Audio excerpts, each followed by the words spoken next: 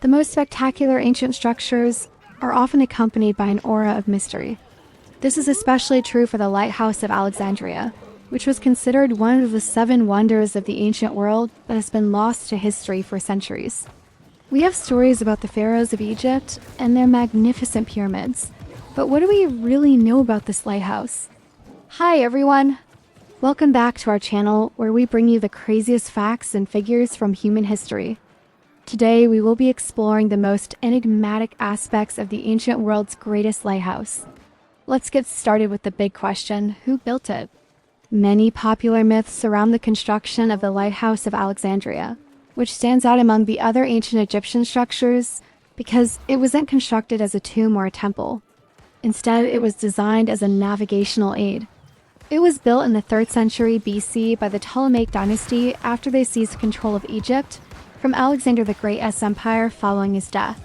The first pharaoh of this dynasty was Ptolemy I, and he commissioned the construction of the lighthouse, naming it after his wife, the former queen of Macedonia, Cleopatra. He chose the strategic location of the island of Pharos, which is now part of the city of Alexandria, where most ships coming from the east would enter the harbor. Little is known about the architects behind such an ambitious project, but researchers believe that it may have been designed by the Greek architect Aristarchus of Samos, who also designed the famous mausoleum at Halicarnassus, another ancient wonder.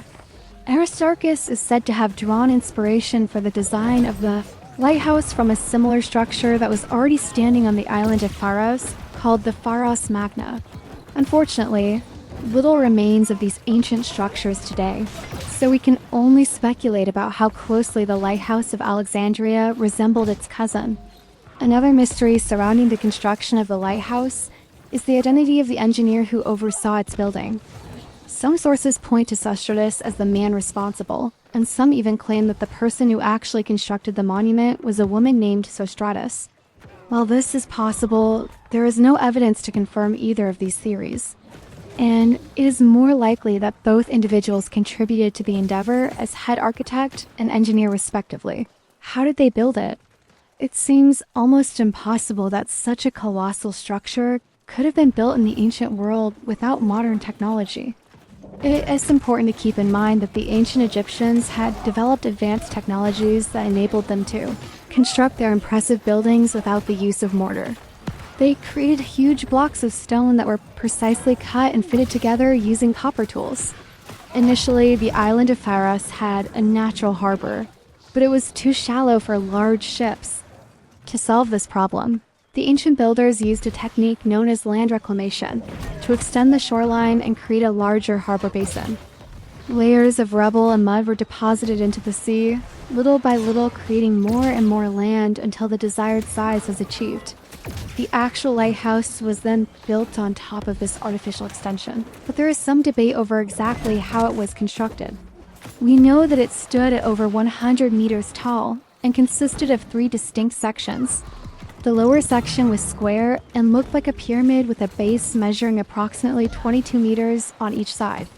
This part of the lighthouse was built from huge blocks of granite quarried nearby. Above this section was a smaller square tower, and above that was a circular tower. Each level was connected by staircases that allowed visitors to climb to the top of the lighthouse and light the fire that would guide ships safely into the harbor.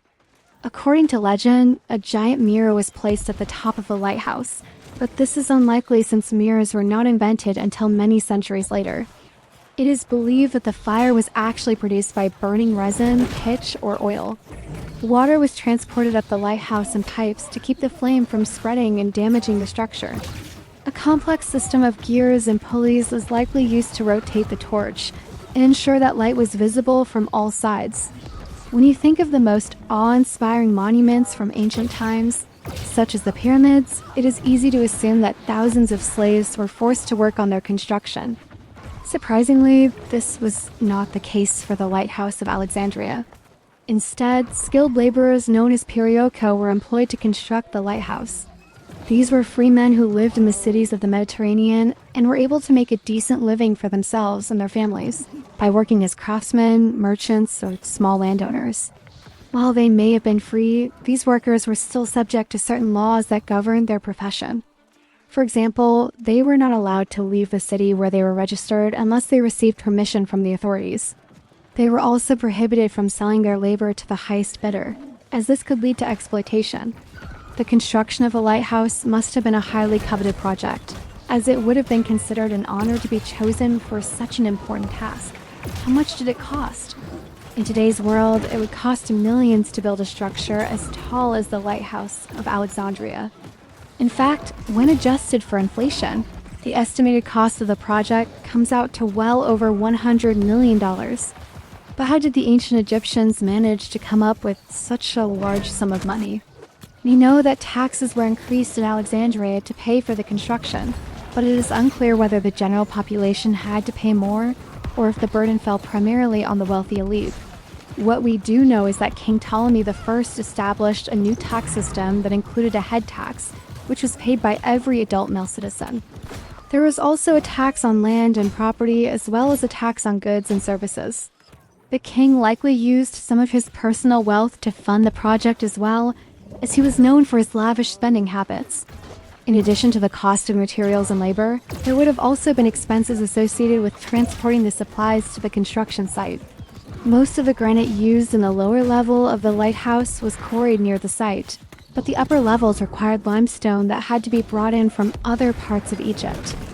Boats would have been needed to transport the supplies along the coast, and then carts would have been used to move them to the construction site. Why is it considered one of the 7 wonders of the world? The Lighthouse of Alexandria was built as a practical tool to help ships navigate the treacherous waters of the Mediterranean Sea. However, it quickly gained recognition as a symbol of the wealth and power of the Ptolemaic dynasty. Its immense size and intricate design made it a marvel of engineering, and it became known as one of the 7 wonders of the ancient world. Today, the only remaining piece of the Lighthouse of Alexandria is its foundation, which lies beneath the sea off the coast of Egypt. It is a reminder of the incredible feats that humans can accomplish when they put their minds to it. While the lighthouse no longer stands, it lives on in history as a symbol of human ingenuity and the wonders that can be created through hard work and dedication. The ancient world is filled with many mysteries that continue to fascinate us today, such as the pyramids of Giza and the Colossus of Rhodes. But the Lighthouse of Alexandria stands out as a unique structure that served both a practical and symbolic purpose. Its construction required the efforts of some of the smartest minds in the ancient world, and its design continues to inspire awe and wonder even today. Thank you for watching. If you enjoyed the video, don't forget to subscribe so you never miss an exciting episode. Leave a comment below with your thoughts on the Lighthouse of Alexandria. Did you find this ancient structure as fascinating as we do? And what other ancient wonders would you like us to explore next?